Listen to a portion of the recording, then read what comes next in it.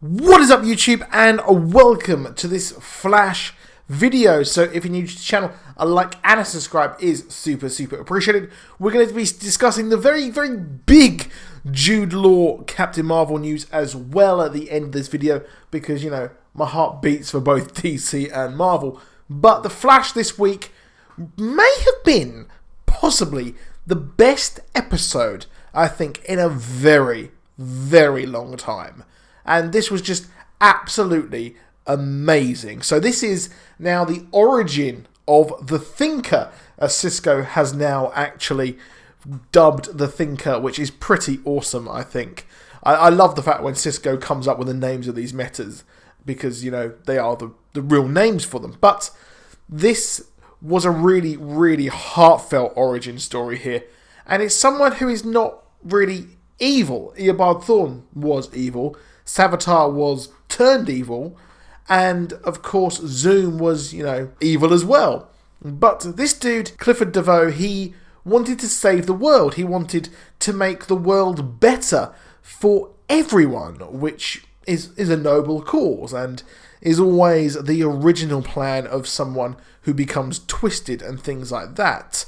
So I loved the kind of the life he had with his wife, the kind of real feelings they have, the connection, the chemistry between the two is really good. She's a real ride or die woman, isn't she? She's a real ride or die wife. And I thought that was really cool, the way they describe and display these two's love and the kind of mutual respect they have for each other. And then it turns out, well, they're gonna have to have some hard choices. And I love the way Eobard Thawne was here. He was here as the fake Harrison Wells, Eobard Wells. It was really cool, and the fact that he knows who the Thinker is, because he's from the future, and the way he just says that would make you Clifford DeVoe. I'm a fan. Just really cool. He knew exactly what was coming up, and I have to wonder: is this like a Flashpoint thing? This Clifford DeVoe being created? Or was this originally there? Was this always going to happen? Which is pretty cool. They're seeing, again, okay, it's Tom Cavanagh, but it is, you know, the reverse Flash. So really nice Easter eggs there, going back to the start of this. And part of me is thinking, I may have missed it, but I'm not sure how Clifford DeVoe and his wife knew exactly how the particle accelerator was actually going to blow up, and that he was going to get enough dark matter to power his thinking cap, which he had just like in the comics. Now, in the comics, he had the thinking cap, but he was a lawyer. Now, he was a lawyer and used the thinking cap to increase his abilities, which then he started to work with a villain called Norvok, who is Aminette Black's lackey in the couple of the episodes previous. So that's really cool. That was in the Girls' Night episode. So they've changed this, and I like this. I think this works a lot better, the fact that he's a kind of a college professor who really isn't that good at getting his class to, you know, work with him.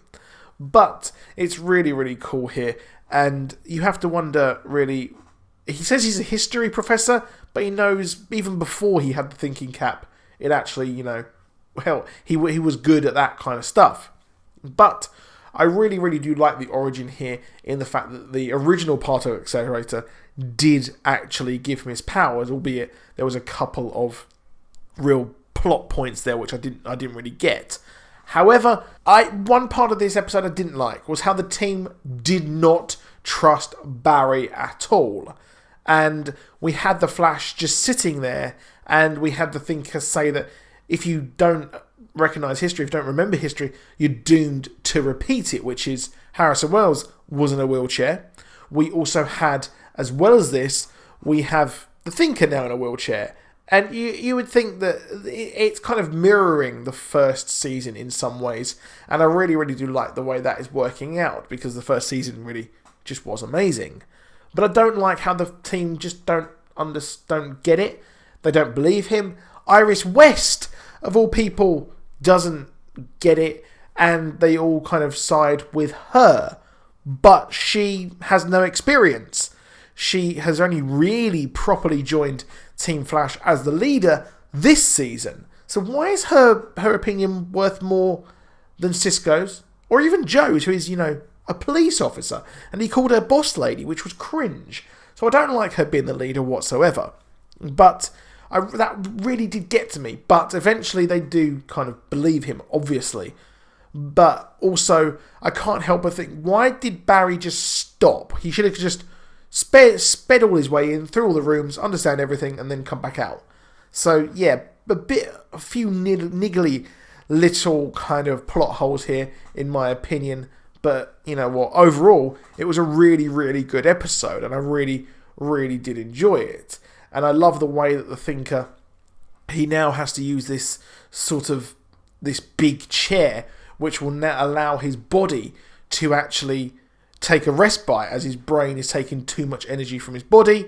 And now it is actually taking it from the chair, which has some kind of basis in science where we only use like a certain percentage of our brain, possibly because our bodies can't handle the processing power, I guess.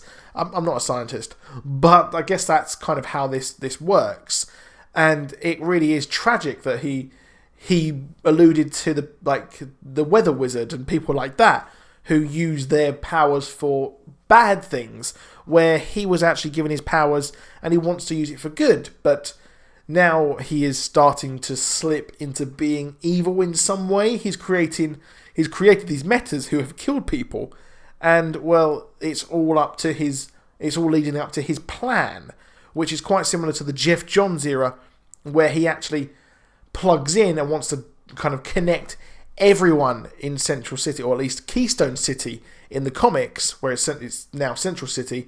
He actually connects them all to the grid, and he didn't mind Aminette Black getting all these new rogues together and forming her own team, because it actually kept the Flash busy. And this is what's happening here. He's creating these bus metas to keep him busy, but he is also having them to kind of work towards his plan. He's getting them all together in Iron Heights. And I love the way he models everything, so he can have all these different sort of, I would say, variables. He can see them all. He can work them all out instantly. So it's really, really cool. And I love that scene where he is confronting the Flash. He's like, which one of you's asking me? Is it the Flash or Barry Allen? And now they know each other. And now we can move forward. We don't have that mystery. We don't have to have the villain hiding behind everything. We don't have to have his true intentions or whatever hiding. We can move forward and we can actually have a really, really fun season where they are kind of facing off against each other, which I think was really, really cool. So it really was a really, really good episode. I absolutely loved really every single minute of it, and the changing of the Thinker's backstory, I don't mind. I thought it was really, really cool. I think that it is a modern change. They're not making him kind of like a lawyer and then he turns bad here. He's turning bad because, well, he can't do his plan. He can't have his plan of wanting to save everyone. But this is where he's slipping, and his wife is blinded by it because she can't live without him. And that's why she is helping him. So it's really, I thought it was really, really awesome the way that Barry, I think Grant Gustin had some really, really good acting this episode as well. And Wally West is back. Wally West has come back for the wedding, and he's back from the city, but he's actually fought an alien from space, which is Starro, who was one of the original Justice League villains, and the Teen Titans also fought him. So not only have we had a hint towards Teen Titans in Arrow with Slade's sons, but we've also now had Wally West hint towards a villain which has fought the Justice League and the Teen Titans. So it's gutting we never got to see that. Hopefully we'll get to see some semblance of that at some point. But it would be nice to see that sooner than later. And maybe this is hinting towards Teen Titans and that he will actually be in this new Titans show. And hopefully it is all linked together. But as well as it, that is it for my Flash part of this video. I thought it was really, really good. I absolutely loved every minute of it. But we're going to move into the MCU now. And Jude Law has been pegged for the Captain Marvel movie. Now, he has been hinted that he'll be cast as Captain Marvel, which is the original Captain Marvel. We're not talking Shazam, I'm talking, we've got Carol Danvers, Brie Larson for Captain Marvel, she's playing Captain Marvel, but Marvel is going to be some sort of mentor. And now in the comics, we actually had Captain Marvel, or Marvel, meet Carol Danvers, they worked together, but Carol Danvers was then pushed into a Kree science kind of machine, and then she was turned into half Kree, and she gets her powers, and the rest, you know, is history.